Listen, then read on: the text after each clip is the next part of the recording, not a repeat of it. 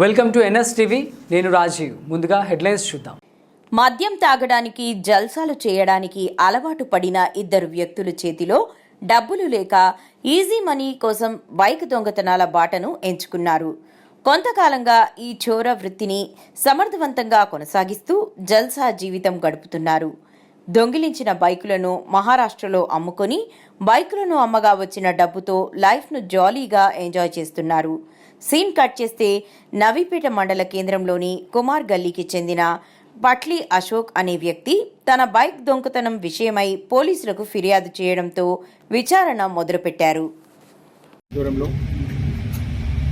SI Navipet incharge SI Lakshmaiah సమక్షంలో వారి team అంతా కూడా ఈరోజు రేంజల్ ఎక్స్ రోడ్ దగ్గర ఒక తగిన సమాచారం ప్రకారం ఇద్దరు వ్యక్తుల్ని అరెస్ట్ చేయడం జరిగింది. వీరు అంతర్రాష్ట్ర బైక్ దొంగతనం నేరస్తులు. దాంట్లో తైసిన్ ఖాన్ ఎలియాస్ అర్ఫాన్, ఇతను లేబర్, నిజాం కాలనీలో ఉంటాడు. అలానే సయ్యద్ సోహెల్, ఇతను మహారాష్ట్ర చెందిన వ్యక్తి, నాందేడ్ చెందిన వ్యక్తి. వీరిద్దరు కలిసి గత కొన్ని రోజులుగా నిజామాబాద్ 3 టౌన్, తర్వాత నవీపేట్, బోధన్ టౌన్, రేంజల్ అండ్ మహారాష్ట్రలో వివిధ నేరాలు పాల్పడ్డారు. టోటల్గా వీరి దగ్గర నుంచి 11 బైక్లను రికవరీ చేయడం జరిగింది. ఆల్ వర్త్ రూపీస్ 4,70,000 వీరందరికీ కూడా ఇద్దరికి కూడా క్రిమినల్ హిస్టరీ ఉంది. ఇంతకుముందు కూడా ఇదే విధమైన నేరాలు చేసి జైలుకి వెళ్ళి వచ్చారు.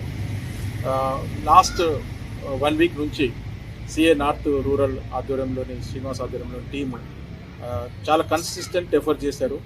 చిన్న క్లూ ఆధారంగా వీళ్ళు మహారాష్ట్ర వెళ్ళి, నాందేడ్ వెళ్ళి అక్కడి నుంచి కొన్ని క్లూస్ తీసుకొని ఈ రెగ్యులర్గా నవీపేటలో ఈ మార్కెట్ ఏరియాలో దొంగతనాలు రెగ్యులర్గా జరుగుతున్నాయి. ఎప్పుడైతే మార్కెట్ ఉంటుందో దాని ప్రకారంగా క్లూస్ సంపాదించి వీళ్ళని ఐడెంటిఫై చేసి వీళ్ళని అరెస్ట్ చేయడం జరిగింది.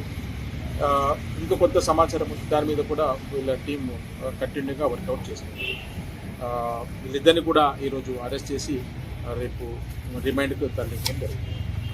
వీళ్ళిద్దరి మీద కూడా ఆల్రెడీ పాత నేరస్తులు, వీళ్ళు డిఫరెంట్ అఫెన్సెస్లో ఉన్నారు కాబట్టి వీళ్ళ పైన పీడియాక్ట్ గురించి కూడా మేము పెట్టడానికి ఆలోచిస్తున్నాం.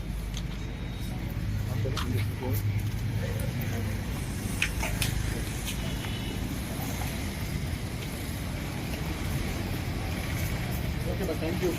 ఎవరు పనిచేస్తున్నారు?